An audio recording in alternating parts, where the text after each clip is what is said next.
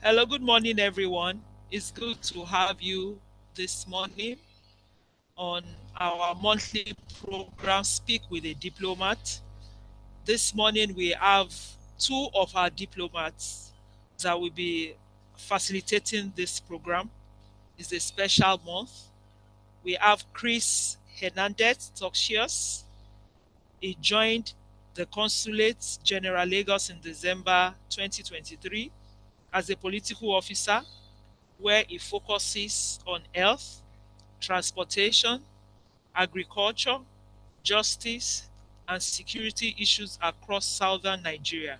He is the co-founding lead for the Hispanic and Latin Employee Council of Foreign Affairs Agencies, ECFA chapter in Lagos. Before joining the Foreign Service, Chris worked in several other departments for the US government. He has a Master of International Affairs in Development Economics from Columbia University and a Bachelor of Arts in Comparative Politics from Bowdoin College. Join me this morning to welcome Chris to this program.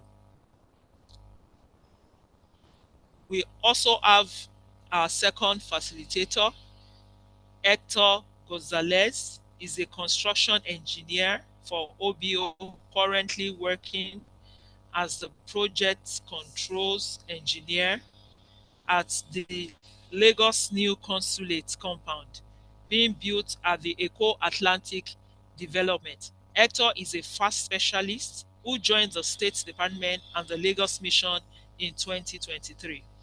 Prior to joining DOS, Department of State, he worked in the private sector for over 20 years, managing different types of construction projects in Puerto Rico, Chicago, and Miami. Hector has a bachelor's degree in electrical engineering from the University of Puerto Rico and a master's degree in electrical engineering from the Illinois Institute of Technology. Hector is accompanied by his wife and enjoys following most major sports, playing basketball, exercising, and looking for new exclusive gastronomic delights to visit and enjoy. Welcome, Hector. Welcome, Chris. It's good to have you this morning. And it's great to be here, Josephine. We really appreciate the opportunity to speak with everybody here. All right. Yeah. Thank you, Josephine. All right. So I wouldn't know, Hector, would you like to go first? I think, Chris, you wanted to start? Yeah, no, I can start if that's okay. Yeah, so the way that me and Hector wanted to talk about Hispanic Heritage Month is to kind of just answer three main questions, right, for the group. The first is, what is your journey to becoming a US diplomat? The second question that we wanted to answer is, how do you think that your heritage, your Latino or Hispanic heritage, has affected your desire to become a diplomat? And the last question that we wanted to answer was, what does Hispanic Heritage Month actually mean to you, right? So for me, for the first question, why did I want to be a US diplomat, right? So I think for me, the journey to become a US diplomat started even before I was born. So my parents are from a small country right below Mexico called Guatemala. Guatemala has about 16 million people, so I think it's 10 million people smaller than Lagos, right? Granted, Lagos is one of the biggest cities in the world, right? But my country is very, very small, so it's okay if most people have not heard about Guatemala, right? But my parents immigrated to the US from Guatemala with, the shoes on their feet and the clothes on their back. They didn't speak any English, and my parents worked really hard to be able to provide a better, opportunity for my two siblings and me growing up. But I say that because my parents moved from Guatemala to the US because of failed diplomacy, right? The US has a very strong involvement in Central American politics from the 1940s to the 1970s, right? and the US, and this is all, publicly available information, did a lot of really weird things in Central America and in Guatemala, which caused insecurity to rise, which caused poverty to rise. It manifested in corruption in the Guatemalan government. So my parents fled for their lives to the US, right? So I think for me, I wanted to understand who was in the room, right, making the decisions that caused the Guatemalan government to just go sour in the 1960s, 1970s when my parents fled to the US. So after that, when I was born, I was raised in an environment that was very, very diverse. My high school was actually 90 to 95% people who were Latino. I actually learned English when I was 12. And I learned English in school, right? Because when I was growing up, my parents just spoke to me in Spanish. Like Hector, which, you'll hear about him in a second. My first language is Spanish. And up from when I was born to when I was 12, we just spoke Spanish at home. So I learned English in school, and I learned English alongside people from all over the world because the US is such a diverse country, right? So I remember one of my best friends growing up was Vietnamese, right? And I would go to his house, and his parents wouldn't speak English, but they would just give me really good food. And then he would come to my house, right? And he would try Guatemalan food, right? So I think I was exposed to people from different countries really early on because, again, in the US, you kind of have everybody there, right? So growing up, I was engaging with diplomacy, not even knowing that I was being a diplomat by just engaging with people from different countries, right? So after that, I went to college, and that's where I finally had the opportunity to really learn about the world, right? I went to a small college in a state called Maine. Maine is a very, very small state in the US. I'm from California, which is the biggest state in the US, right?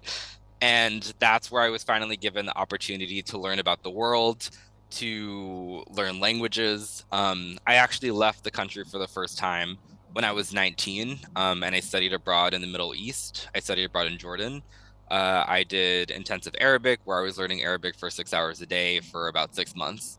And mind you, that I did not speak any Arabic before going to Jordan, right? And I had never left the country, but I was like, I want to go to the most far away land that I could find. So I looked at a map and I was like, I've never heard of this country, Jordan. I want to go study there. So when I was in Jordan, it was the first time where I could not communicate since I was 12, right, to other people. So I had to learn Arabic really quickly, and that's where I was like, oh wait, this whole diplomacy thing could be really cool. The job is really moving to different countries, whether you're at an embassy or a consulate. You're learning about the culture, about the religion, right? And you're really just trying to figure out how big the world actually is, right? So after that experience, after college, I realized that I kind of wanted to do that for the rest of my life. So Great. I started working for the government when I was 21, and then I took the test when I was 25, 27. Now I'm 28. Thankfully, I was able to get in. And as Josephine said, I'm a U.S. diplomat now in U.S. Mission Nigeria and Lagos, and I'm looking mostly at political issues, issues of health, security. Happy to talk about that more, but I'll just hand over the mic to Hector to talk about what his journey was to become a U.S. diplomat. Great. Thank you so much, Chris. Hector, you've got the mic. Thank you, Chris. I'm first of all very thankful to be here with all of you. This is for me something that I have ambition, and being here is very special. Like Chris mentioned, we have Hispanic Heritage Month right now ongoing. So I wanted to pull up a slide that I'm not sure if you all will be able to see clearly. It's not to scale. It should be showing right now, but this is just so everybody has a little idea of how many Hispanic countries there are out there, which is a total of 20. And I wanted to point out, if you can look on the right-hand side, I put a star on Nigeria. Just by Nigeria, you have Equatorial Guinea, which is a Hispanic country that is not too far from Nigeria. So that's just so everybody has a reference of how close you can actually find that Hispanic heritage to Nigeria. And I also pointed out here my country, which is Puerto Rico, and Guatemala, which is Chris' country. So you might not be able to see clearly, but at least just to have a little reference on where we come from and where we are in the map compared to Nigeria. With that being said, I'm gonna stop sharing. I really wanted to give you my journey, like Chris said, but at the same time, I wanted to provide you with the ability to discuss other things that you might have in mind regarding engineering, because that's part of my background, and as well, obviously, Hispanic Heritage Month with us. So for me, it all started, I was born and raised in Puerto Rico, which is the only US territory that is of Spanish speaking. So I grew up speaking Spanish, and I learned English through school as my second language. So it wasn't until I actually moved to New York for a brief 6 months that I actually learned English a little bit better. I'm never going to be able to speak your perfect English like regular people in America. My accent is never going to go away, but that was my first experience to actually gain more knowledge in the English language by learning in New York. Uh, After that, I went to school in Puerto Rico. I was there until I was 24 years old. I did my bachelor's there in electrical engineering. Uh, my dad was very excited for me to move to the States because he saw that as a bigger opportunity. In Puerto Rico is the only also as a U.S. territory where we're I want to say we're lucky that we have a passport that is American. So for us, we're able to actually move to the US without any issues of visas or anything like that. So I applied and I was accepted at a University of Illinois Institute of Technology in Chicago. Uh, while in Chicago, it just happened that one of my best friends from growing up from my same hometown was also doing a master's degree in Chicago. So it's just a big coincidence. And after we both graduated in Chicago, he happened to join the Department of State, the Foreign Service, as a diplomat. So that's when I was first exposed to being to what was the Department of State, what was becoming a diplomat, and so on. But at that point, I really didn't feel that as an engineer, I had any way of engaging the Department of State. So I kept in touch with him. He would actually be going to different posts, just like I'm here right now in Nigeria. He went to Mexico and other places. I got the opportunity to go actually visit him in those places. So for me, I was a little bit aware of all that had to do with the department, but never really thought too much about it. After spending a decade in Chicago, the cold weather really got to me, coming from a very warm country like Nigeria, coming from Puerto Rico. It's warm all the time. So I decided to move to Miami, which is also a very big city. It's actually the third biggest city in the US for Hispanics. When I moved to Miami, like we all know, COVID hit not long ago. So while there, I saw the uncertainty of the private industry and the jobs. At that point, my friend reached out to me and started to send me these applications for construction with the Foreign Service and to be a diplomat, which I really was not aware, like I said. So I started to apply, and then, God behold, I became a diplomat 3 years after that. And this is my first post here in Lagos, Nigeria. Super excited to be here. It has been a great experience. I've already been here for a year and a half, and I really can't ask for more. Like the experiences that I have gathered, people that I have met, both in country and within the department, is so diverse that it brings out everything in you. Uh, Being Hispanic and this Latino uh, has brought up to me like a sense of relating to the Nigerian people, because we also have to work hard. Just because we do have a big community in the States. We are actually around 20% of the total population right now. We are the biggest minority in the United States. So we are approximately over 60 million Hispanic Latinos in the US, which is a big part of the United States. And in 1980, we were only, I think, around 7%. So in the last 25 years, it has actually grown substantially. And that's just a little bit about myself. And I would really like to everybody to take the opportunity to discuss anything regarding engineering, life as a diplomat, or anything that you would like to know from us as Hispanics and Latinos.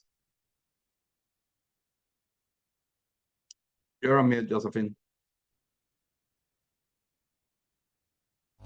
Thank you so much, Hector. Thank you, Chris. So I'd like to ask, what does Hispanic Heritage Month mean to you?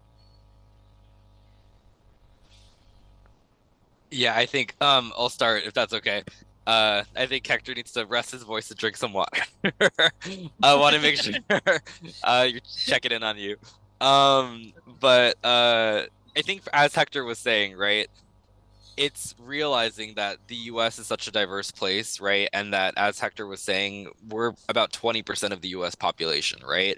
And in some states in the US, in some cities in the US, we're the majority, right? So in the city that I grew up in, my high school was 90 to 95% Latino, right? As Hector was saying, Miami is predominantly Latino, right? There are a lot of spaces in the US where you go to, and the primary language is Spanish, right? Or Portuguese, right? In Connecticut, there's a huge Portuguese population. In Miami, there's a huge Haitian population too, right? Because Haitians are part of like Latin American heritage, right? But I say that because it's realizing that we're part of such a huge community that is growing in the US, right? And a community that just has so many connections to the US, right? So in the US, we have American food and we have a lot of fusion food, right? So we have Mexican American food, we have Texan American food, we have it's called Tex-Mex, right? So it's interesting that when we think about American food, we think of burritos, we think of tacos, we think of nachos, right? Which are brought from different countries in Latin America, right? So it's realizing that when we talk about the US, right, we're talking about the whole world, and because we're as Latin Americans neighbors to the US, right, that we have such a big influence on the US and American culture. Um, I think another thing for me, for Hispanic heritage is kind of realizing that we all have this kind of gift, right, of being bicultural, right? Because we are raised in one environment where we speak Spanish, right? Um our cultures are predominantly one religion, right? We have our own histories, we have our own mythologies, right? And then we go to the US and we learn about kind of the fusion cultures, then we learn about American culture, right? So it's always being able to not just have one culture, but have two or three or four, depending on where your parents are from, right? So just being able to readily talk to kind of anybody in the world and be like, I'm not just one person, I'm not just one culture, I'm kind of a hodgepodge or mix of different entities. I also, just as a disclaimer, I wanted to just very quickly, because I feel like me and Hector should have said this earlier. So when we say Hispanic heritage, Hispanic refers to any country that speaks Spanish. So Oh, that refers to, yeah, sorry, I feel like I should have said this earlier. So yeah, I feel like for Hispanic it's any country that speaks Spanish, right? So Mexico, Guatemala, Equatorial Guinea, as Hector was saying, right? Spain, these are all Hispanic countries. And Latino refers to any country in Latin America and the Caribbean, right? So Haiti is Latin, like Haitians are Latino, right? Dominicans are Latino. I mean, they're also Hispanic because they speak Spanish, right? But Ghanaians, Equatorial Ghanaians are not Latino because they're not in Latin America, right? But I say that because in the US, oh yeah, sorry, I'm just naming all these countries, right? Um, yeah, sorry. No, thank you, Hector. That's you're so smart. But yeah, so like Equatorial Guinea in Africa is Hispanic, right? But they're not Latino because they're not in Latin America, right? So I say that because in the US we have this really big push to just have a general like Hispanic and Latin American or Latino Heritage Month, because in reality the diaspora is so big and it's so diverse. We encompass over 20 countries, right? So just making sure that we are cognizant of what it means to be Hispanic and what it means to be Latino. So with that said, Hector, didn't mean to cut you off, but did you want to add anything?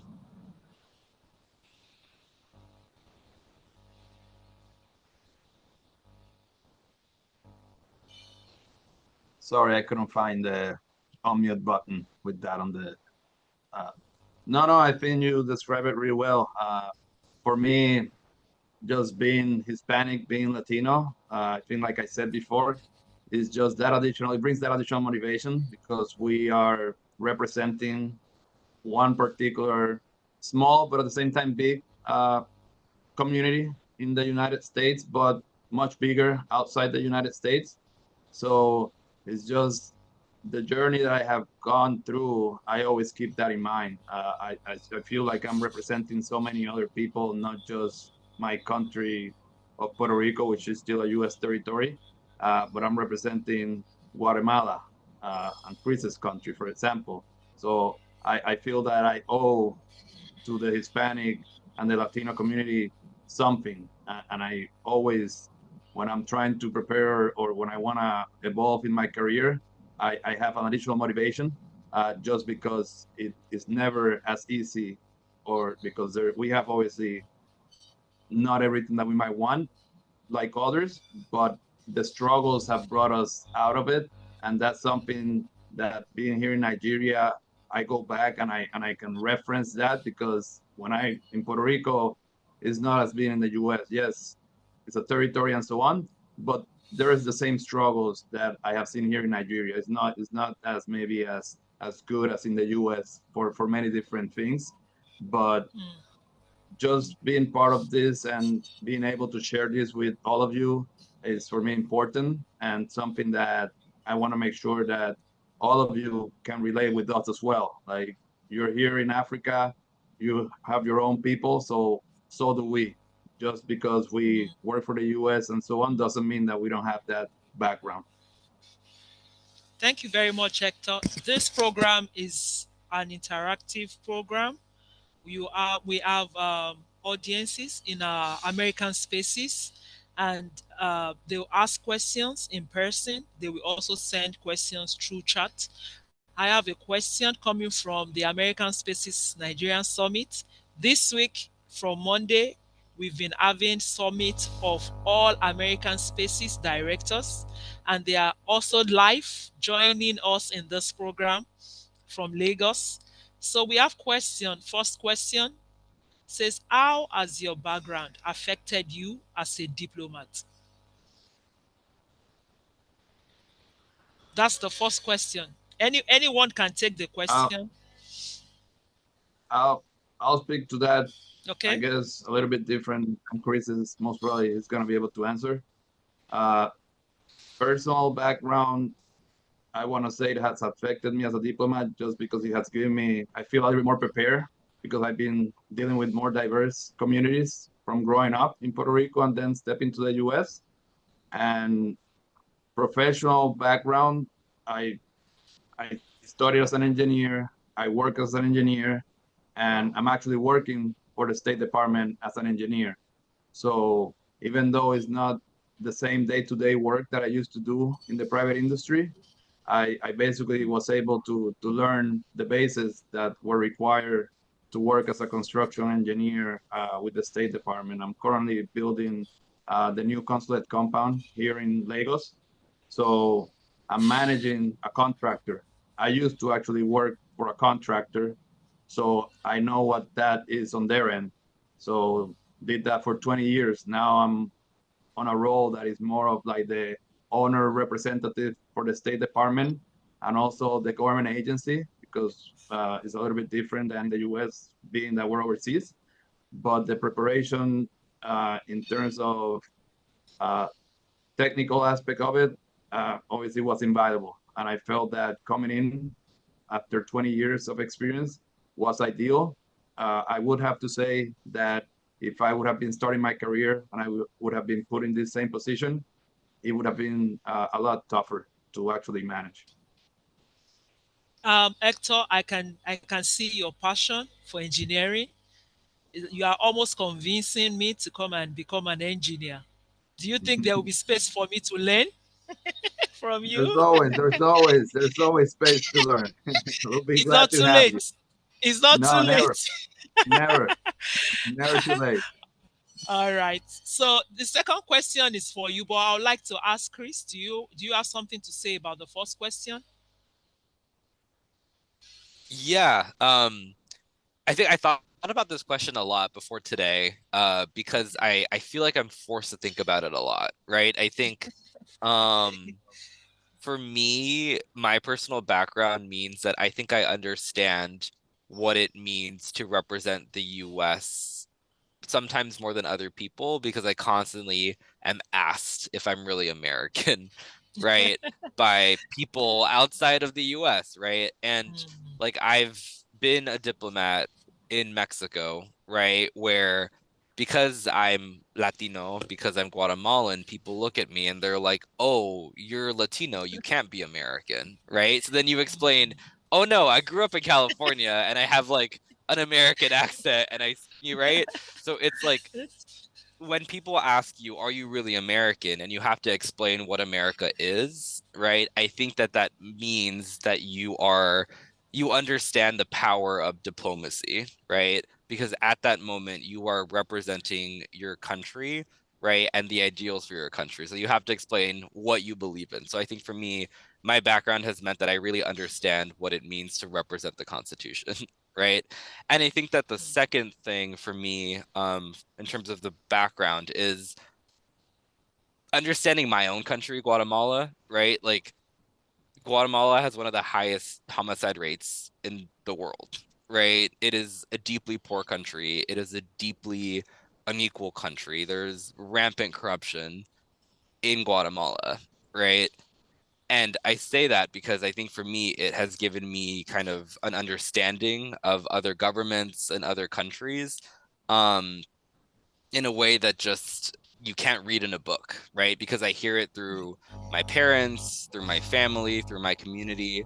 So I feel like I grew up understanding what it's like to live in a country like my parents did under a military dictatorship, right? What it means to come from a displaced community like my parents were, right?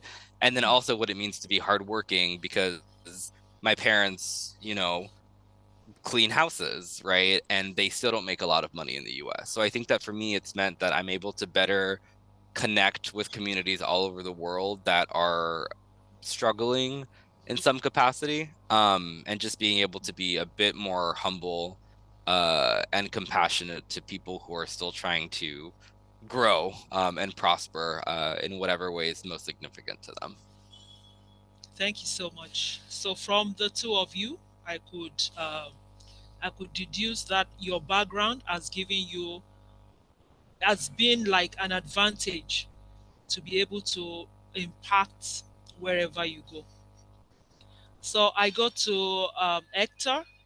As an engineer who is a diplomat, it is always conceived that it is usually only those who read international or study international relations that become diplomats. Was it difficult for you to become a diplomat as an engineer? This person is trying to understand the process as a Yeah. professional. So Yeah. yeah, so I would say that the processes are very similar. It's just a matter that what I have to do in terms of studies and experience that I have to gather to become a specialist, construction engineer in my case, diplomat, is a little bit different. For us, for example, instead of maybe Chris can speak for this, but I'm required to have a bachelor's of engineering, or you can have a bachelor's in architecture, and that's like the first requirement that they ask from you. They also are requiring that you have specific numbers of years of experience within your specialty. Additional to that, the process is exactly the same as Chris, from what I understand. We have to submit very thorough applications with many questions we have to write essays, we have to do a lot of waiting, we have to wait on feedback, then we have to submit additional information, and then you go through a interview process, which I believe is the same thing that officials, as what political economy officers go through, also have to go through the same. So in reality, you do have to meet the same requirements. It's just a matter if your background matches that of the requirements that are being asked by this particular specialty. There's, for example, other specialties that have to do with technology. So they would have different requirements as it relates to their bachelor's and so on. But at the end of the day, they still need to go through the same process, to go through the questions, to go through the essays, to go through the interviews, and to also have the same waiting period. And it's not easy as it relates that I think is a career mostly for specialties that maybe not many people are aware of.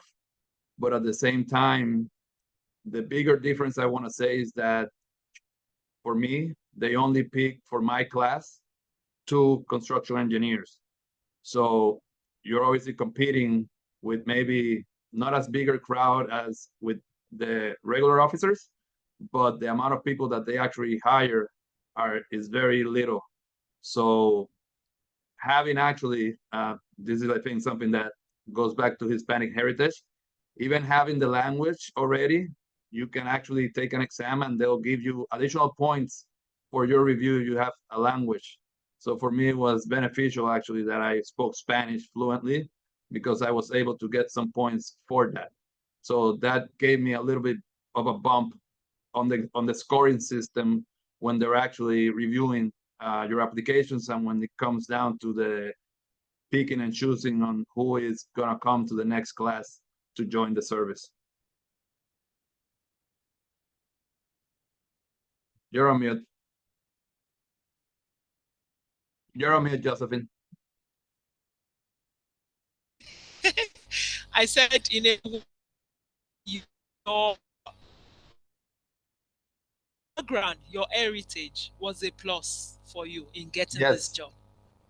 Yeah, Yes. great. Wow. So I'll take the next question to Chris. Said, how have you been able to maintain family work balance? Oh, I don't have a family yet, so I feel like that's how I've been able to maintain it. But I have 2 cats, Sol and Ah, Luna, which great. in our language means sun and moon. But I feed them, I play with them. But yeah, I think in the future, when thinking about kids and like a spouse, right? Um, I think it means just being honest with yourself about what your priorities are, right? So if your priority is to have dinner with your family every night, you tell your boss from 5:30 to 7:30, I cannot be reached, right? After 7:30 will work for you, before 5:30 will work for you, but these 2 hours of protected time are for me, my family, and my cats. So I think that um at least the way that I've seen it at the consulate is that people are pretty open when you talk about protected time. So I just think being like, this is what I want, this is what I need, and then just not sugarcoating it, just being really blunt. I think that's, as somebody who doesn't have a family yet, a way that I think I want to kind of maintain that balance in the future. So how about your extended family? Oh, yeah, no, that's a great question. So because of the time difference, it's about 9 hours to California. I have to call everybody at night. So every Sunday from about 4 p.m.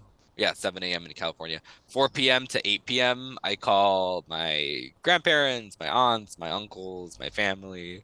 So I have like a little slot where I'm like, okay, you can talk to Chris for this amount of time because I need to talk to my abuelita afterwards, right?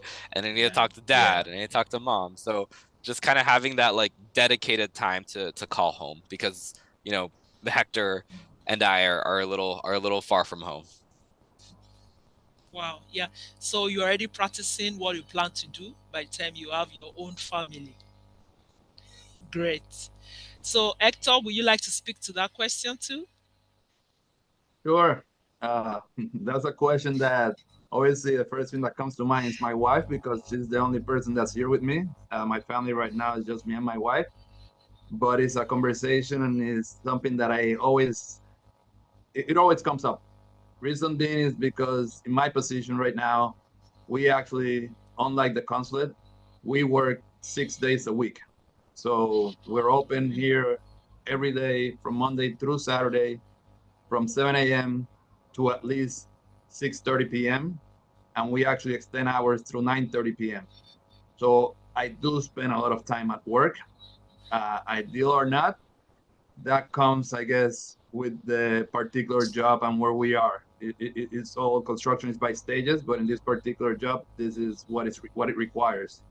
I what I do is I come in actually a little bit later during the day. I start at 9, even though lately I've been coming earlier, and I do stay at least until 7. But my wife, thankfully, she's what we call a homebody, meaning she's okay being at home and she feels okay there. Uh, Yeah. I obviously get worried because it's a lot of time that we're not together. But I make sure that every time when I get home, I have to have a sit down with her and disconnect, and we spend an hour or two just talking about how was your day and how was your day. And for her, it's obviously a little bit different because she's on her own. So she might go out grocery shopping. She might go out maybe to have a coffee with a friend or have lunch. But she is also not that person that likes to be out and about. So I do feel the pressure because I know that for the most part, she's just at home waiting for me, doing her own things, but Yeah. not ideally what I would like. Thankfully, she will be starting to work in the near future at the consulate. So that will relieve my worries and would make me at least understand that she's going to have now different ways to communicate with different people and that I'm not going to have such a big Yeah. pressure to obviously make Yeah. sure that she's doing well. But I'm lucky because I know of others that families want to be out and about and they would like to be with them and they can't stay at home and it makes it a little bit harder. I think I'm lucky that my wife is okay and is doing well at home even when she's not working right now. Yeah. So thank you very if we have any question from any of our audience from our spaces, please you can raise your virtual hand so that you can ask our guests your question this morning. So I go back to the chat question. So I was wondering how difficult is it to raise children with Hispanic background and having to be following your parents into several cultures? I don't know if you can, if any of you can speak to that question. I'll give it a try. Uh, All right, Hector, go ahead. Unfortunately, I still don't have kids, so I can, speak for it myself. But I can Yeah. speak that being Hispanic and obviously being a son, uh, we are Okay. Hispanics are very united. We are very family oriented. Like our grandmothers are basically my grandmother actually also took care of me, right? She raised me as well. And that's not just by coincidence, that's just because we want to be together. So I always have to reach out to her and I understand that if I would have children and hopefully when I do, I'm gonna have to somehow have a balance of how to keep them involved with my family, even when we are far away. Right now, I might not be prioritizing to go home as much as I would if I actually would have kids. Uh, because being Hispanic, you're all about family. Family is forefront of what you do. Even though I left my home country, Puerto Rico, and I stepped away from my father's 20 years ago, uh, we're still very much in touch every day or every other day. At least there's some communication. Nowadays, it's so easy to communicate because of so many ways Technology. that it makes it obviously better. And I would imagine, like we're doing right now, if it would be through Teams or any other platform to show the kids and whatnot, I'm sure that that would do a lot for them. And I also would imagine that they would come visit me more often if I would have kids. So I'm sure it's a tough balance to maneuver through, because I can only imagine if I have a newborn now, how much my family and my wife's family, who's actually my wife is from Venezuela, I forgot to mention that, uh, would like to be together with the kids as they're growing. All right. Thank you so much, Hector. All our directors from American Spaces Nigeria, they wish to say thank you for coming on the program this morning. Hi, directors. Can you give a wave of hand to our guests? Hi.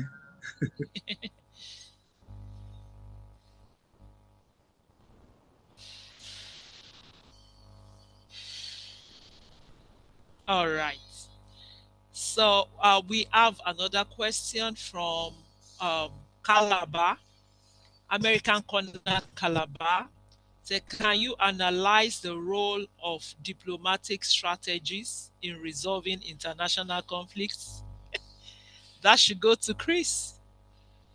I mean, we can try, but yeah.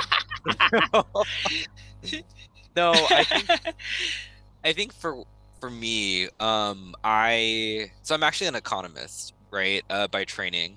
But I am currently slotted in a political role, which has meant that I have the quantitative background, but I'm trying to really get into the qualitative to better understand what diplomacy actually is, right? But for me, it's what I found about diplomacy is that it's all just mediation and trying to figure out what you want, right? What the other quote unquote side wants, right? For the most part, there are partners. Nigeria is a very, very strong partner. We love Nigeria. Nigeria loves us, right? Like, Nigeria is a Yeah. very great place to work as a diplomat, as an American diplomat, better said, both because of the lifestyle, but also because of the interlocutors who we talk to, right? But I think the answer to this question is figuring out, what does Nigeria want? What do the people of Nigeria actually need, right? What does America want and what does America need? And trying to figure out where the middle ground is, right? So for instance, something like health. I look at health trends in Nigeria, right? So we as the US government are really interested in maternal health, right? So making sure that women have access to what they need to raise, right, like kids, right, in this country. So we go into different communities in Nigeria. We ask people what they want and what they need, right? We bring in our experts, we talk to Nigerian experts, and we realize that at the end of the day, both of us just really care about woman being able to raise kids, right? And that's where like the mediation is, right? There are things that are pricklier, right, which is like the actual like international conflicts, right? But that's for another day and another person. Yeah. But at the end of the day, it really is just like, what do we need, what do they need, and how do we actually work together to figure out like a proper solution. Yeah. Thank you so much. You know how time flies when you are catching fun. So we need to really run quick now. So I have a question. I have a virtual hand raise. Oka window on America. Can you unmute yourself and ask your question?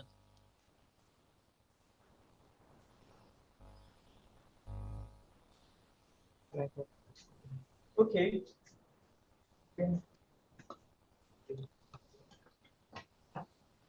Good morning. Good day, rather. I want to ask, is there a minimum age limit to be a diplomat? And Okay. also, what common Hispanic tradition did you witness while in US?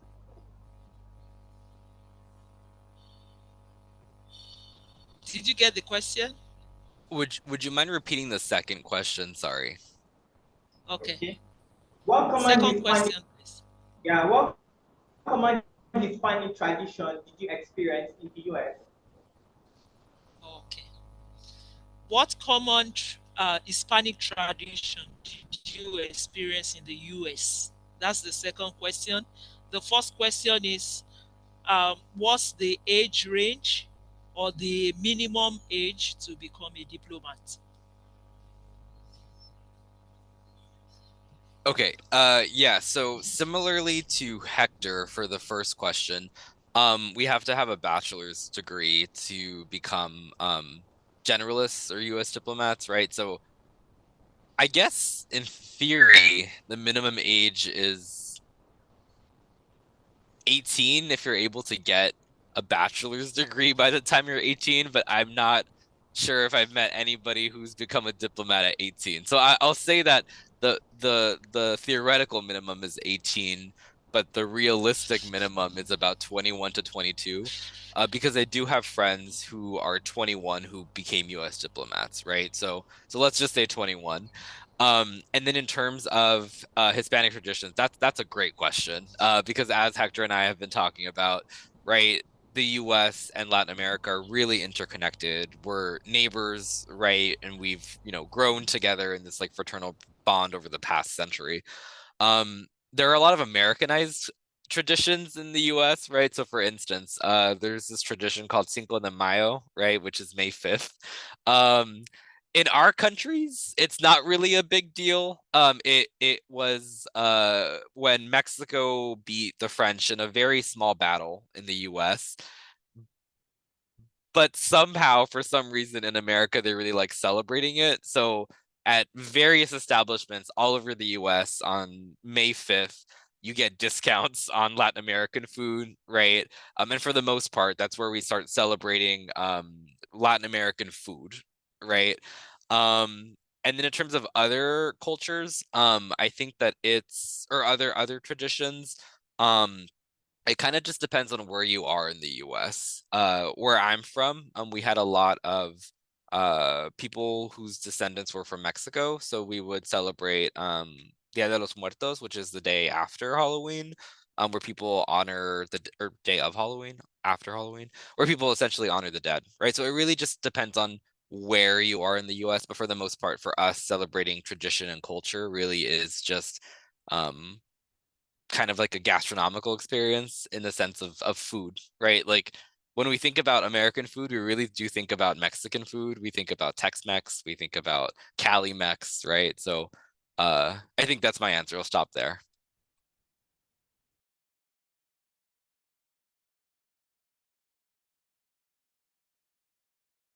You're on mute, Josephine, I think Josephine. you're on mute again. Oh, sorry.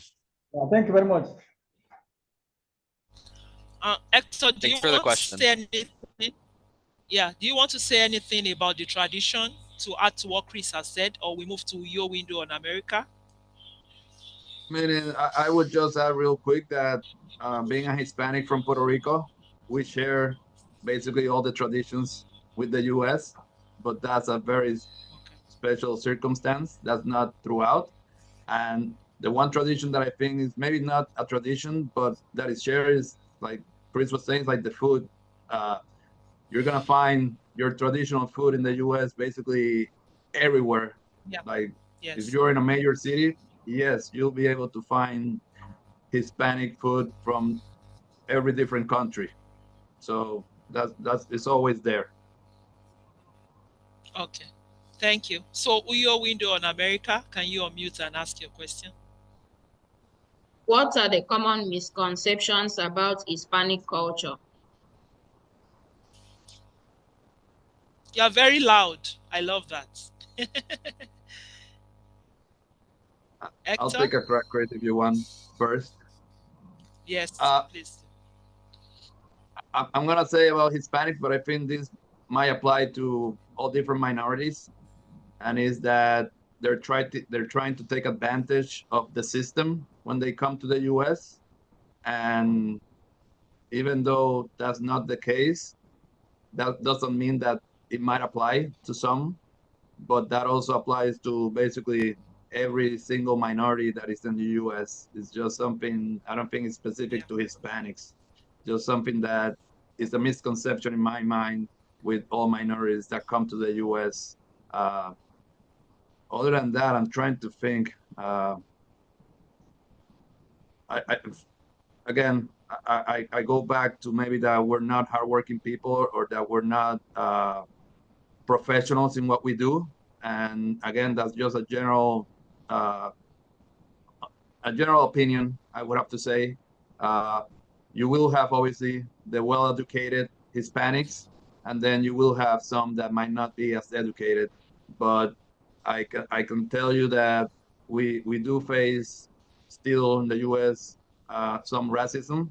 So I've been, doesn't matter if walking in Chicago, sometimes they look at me. Obviously, they can tell that I'm not fully maybe American. I have this Hispanic to me. So they might treat me and think that I work behind a kitchen cooking, which is nothing wrong with that. But that's what they typically would expect for us to be doing in the States, or working in a farm, or doing that type of work. And I'm not going to say by all means this is not general for everybody, but there are still those people that just have that mindset and haven't actually like gotten to this time and age where we all have grown and we all study and we all have different backgrounds and our professions. Over to you, Chris, if you have something to add to that, because it's a great question. Thank you. Thank you. Hector. Yeah, no, I appreciate the opportunity to talk about this question because it is kind of difficult, right? Like again, as diplomats, of course we represent the US, but what's beautiful also about the US is that we're able to talk about our actual lived experiences, right? So I think for me, one of the first things I said is I became a diplomat because I didn't want what happened in my country to happen again, right? That is to say, I know that if we actually had a Latino or Hispanic diplomat in the room when we were negotiating with the Guatemalan government, what would have happened would not have been the same because they would have understood the cultural context better, right? So I say that because um, in the US, as Latinos, there are still barriers, right, to uh, good paying jobs, to jobs with prestige, jobs with power, like at the State Department, right? Even though, as Hector and I were saying, we are 20% of the population, we're still, I want to say 7 to 8% of the State Department, right? So there's still ways to go for us to actually achieve equality in the US, right? But the one point that I wanted to add to what Hector was saying is that not all Latin American cultures are the same, right? So I feel like as a Guatemalan, right, my country is very tiny, and I know that, right? Again, it's smaller than Lagos, and that's the whole country, right? You can probably travel the whole country in like 8 to 10 hours. Like it's not that big, right? Um, and I, as a Guatemalan, have my own Guatemalan heritage, but I think in the US, they just assume that you're from one of the bigger countries, so like Mexico or Colombia. So if you're not Mexican and you're not Colombian, people are like, oh, like there are other countries in Latin America, right? What are your cultures? So I think the misconception is that we're all either from Mexico or Colombia, but in reality, one of the things you should be doing is asking, like, if you know that somebody's Latino or Hispanic, like what country do you have ancestry in, and like what are your specific uh things that are specific to your country, right? So like Hector and I talked about this before, like what are things you want to know, what you think people should know about Guatemala? What are your things you think people should know about Puerto Rico, right? As opposed to what do you think people should know about Latin America and Latin heritage? Because all of our cultures and all of our countries are very, very different. Thank you so much. We've got to run very fast now. I have two hands raised and I have one question. So either of you can take any of the question. As a young recent graduate of international relations and diplomacy, what should be my first take off in the field? Like, where do I start from? Chris, you can take it. You can take the question. Uh, yeah, I think I think you. I can't. Well, firstly, I can't give professional advice in this capacity, but I think for me, the way that I was able to uh, show the U.S. government that I actually cared about diplomacy was showing them that I can be in environments that are very, very different to what I'm used to, right? So again, I studied abroad in the Middle East, right? Because I knew nothing about Islam. I did not speak any Arabic, and I went on a plane and just flew to the Middle East, right? So when I was in my interview to be a diplomat, they were like, wait, what? Right? So I think putting yourself in situations that are kind of uncomfortable would help you pitch yourself to whatever international relations job you're looking at. All right, thank you. So I go to American Corner, Ibadan, just in a second. Then Okeke Chinenye patience, just in a second. Just we are running out of time. Okay, thank you. Are there any Are there any, have you noticed any similarities between your culture and Nigerian culture? And if so, what are the similarities that you've noticed? Great. The Wait, Hector, can I answer similarities. this? Yeah, Yeah, sorry. didn't hear it. I was thinking about this yesterday. The Yes. music. I don't know if y'all have heard reggaeton. I don't know, Josephine, if you could write that in the chat, but I would love for people to listen to reggaeton. But it's beats, so it's a mix of like pop slash rap, but in Spanish. That was born out of movements in the Caribbean in the US, right? And as some of you might know, Caribbean culture is very heavily influenced by certain cultures in Africa, to include Nigeria. So if you listen to reggaeton music, I think you're gonna hear the undertones of like Nigerian music and Afro beats, right? But it's in Spanish. So if you're ever interested, somebody named Balvin, right? He's had collabs with several Nigerian artists, right? So just look into his music. So I think for us, the biggest connection is music. Okay. So Chinenye, can you unmute in a second and ask your question? Because we like to take last thoughts from our guests. Yes. Yes, my question is, Hector and Victor, I noticed one is married and one is yet to have a family. In Hispanic culture, do you take time to raise family as per, like, is it a culture that you take your time as a young adult, raise family? Thank you. Okay, thank you for your question. Chris, that's directed to you. Or Hector wants to take it? Oh, Hector can take it. Let me see if I understand the questions. Like, if we take this long to start a family, was that the main question? Yes. Said Yeah, in your culture, does it take long to start a family? No, I don't think that's typical at all. I think I'm a late bloomer as it relates to starting a family. And that I think it also happened because I moved to the States. I moved to the US right after. But in Puerto Rico, in particular, for the most part, people start having children at a very young age. So I do have to say as well that globally, at least for globally, but mostly globally, US and also for Puerto Rico, it has changed a little bit in the last decade or so. People are starting now to take their time to raise a family. But as I was growing up, I'm actually one of the few at my age that I went to school and grew up together that have no children. But no, we typically Hispanic and Puerto Ricans like to have children, many and early. I think that's same for Nigeria from your observation. All right.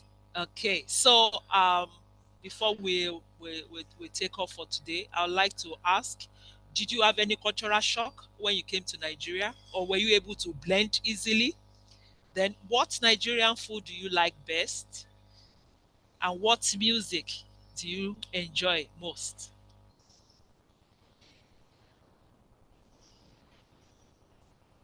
You wanna go? I'll go. Okay. For me, shocking when I got here, I think it was maybe the amount of people out in the streets. Like I wasn't used to it, to see so many people out in the streets like that. The driving and the way people drive is a little bit culture shock, because it's just, meaning it's not that different from Puerto Rico, although it is, but much different than in the States. Like you get back home in Puerto Rico, I think it's like an in between the States and here. So that was something culture shock. In terms of the food, the jollof rice, I like it. I like spicy food, so I feel Nigerian jollof.